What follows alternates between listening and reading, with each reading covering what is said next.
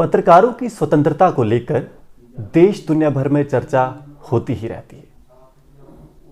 इसी चर्चा में ऐसी ही चर्चा भारत में भी हुई। प्रेस फ्रीडम इंडेक्स जब 2022 का आया तो भारत कई स्थान नीचे गिरा। ये चर्चा तब भी बढ़ जाती है जब भारत में लगातार पत्रकारों की हत्या या उनको लगातार डराया जाता है, धमकाया जाता है।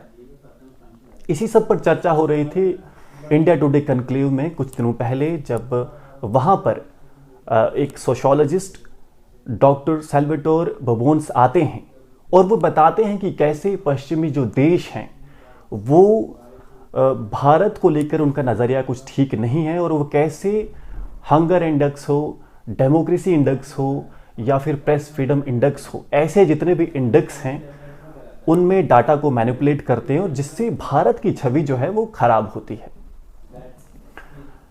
उन्होंने एक एग्जाम्पल देकर यह भी बताया कि कैसे अगर हम भारत की जो प्रेस फ्रीडम इंडेक्स है, या जैसे भारत में जो जर्नलिस्ट हैं, जो पत्रकार हैं, उनकी जो हत्या है, अगर हम उसकी कंपैरिजन पश्चिमी देशों से करें तो भारत में 3.5 हत्याएं पत्रकारों की पर बिलियन लोगों में होती है, और वहीं अगर हम पश्चिमी देशों की बात करें तो 6.3 हत्याएं पर बिलियन पश्चिमी देशों में होती है।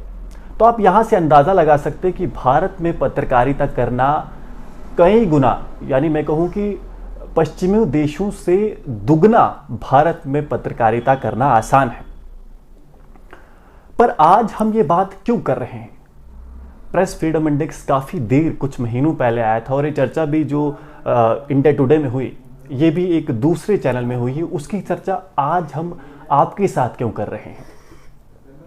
कल टीआरएफ ने, द रेजिस्टेंस फ्रंट ने, एक टीआरएफ आतंकवादी संगठन है, उसने एक पत्र जारी किया। उसमें टीआरएफ ने, द रेजिस्टेंस फ्रंट आतंकवादी संगठन ने उन पत्रकारों की लिस्ट जारी की जो उनके हिसाब से आर्मी के लिए, पुलिस के लिए और अन्य जितने भी भारत के जो इंस्टीट्यूशन हैं या जो ऐसे कार्यालय हैं जो भारत के लिए काम करते हैं, उन पत्रकारों पर टीआरएफ ने आरोप लगाया कि ये पत्रकार जो हैं, जो उस लिस्ट में उनके नाम हैं, ये पत्रकार उन संगठनों के लिए काम करते हैं, ये बायस हैं, ऐसा उनका कहना है। ये कह रहे थे कि बीजेपी एजेंडा के लिए, एसटीएफ के लिए, पुलिस के लिए सोर्स का काम करते हैं, आर्मी के साथ इनके लिंक हैं, और भारत की छवि बनाने के लिए, बीजेपी के नैरेटिव को चलाने के लिए ये पत्रकार जम्मू कश्मीर में काम कर रहे हैं। ये टीआरएफ का कहना है। जब ये पत्र आता है उसके बाद कई सारे पत्रकारों ने अपनी ऑर्गेनाइजेशन से, उस मीडिया आउटलेट से इस्तीफा भी दिया है, रिजाइन भी किया है।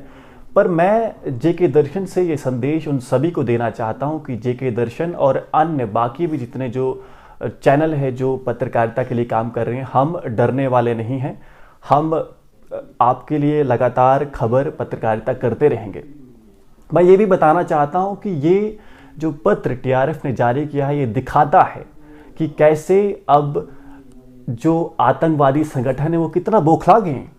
आप कल्पना करिए कि उनके हाथ में शस्त्र हैं, बजाय इसके कि वो उनसे लड़े, अपने बराबर के लोगों से लड़े, जिनके हाथ में भारत की रक्षा के लिए, भारत के लोगों की सुरक्षा के लिए, पत्रकारों की सुरक्षा के लिए, मेरे और आपकी सुरक्षा के लिए जो लोग काम कर रहे हैं, आर्मी, पुलिस, आईबी, बजाय इसके कि वो आतंकवादी संगठन उन पे वार करें, उनसे लड़ें, वो अब हमला कर रहे हैं उन लोगों पर जिनके हाथ में कलम है।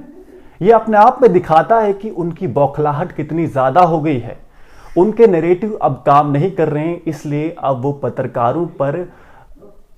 पत्रकारों को डराने की कोशिश कर रहे हैं, जिससे पत्रकार उनके हिसाब से काम करे। पर ऐसा अब नहीं होने वाला है। ये नया भारत है, ये मोदी जी का भारत है, और इसमें ऑफ कोर्स अब आतंकवादी संगठनों की, अब पाकिस्तान परस्त लोगों की, पाकिस्तान के एजेंडे पर काम करने वाले लोगों की नहीं चलने वाली। मैं आपको बता दूं कि जेके दर्शन भी आपके लिए लगातार खबरें लाते रहेगा। हम भी पत्रकारिता नहीं छोड़ने वाले हैं, चाहे जितनी भी धमकियां मिलें। तो आप जुड़े रहिए जेके दर्शन के साथ। धन्यवाद। जय हिंद, जय भारत।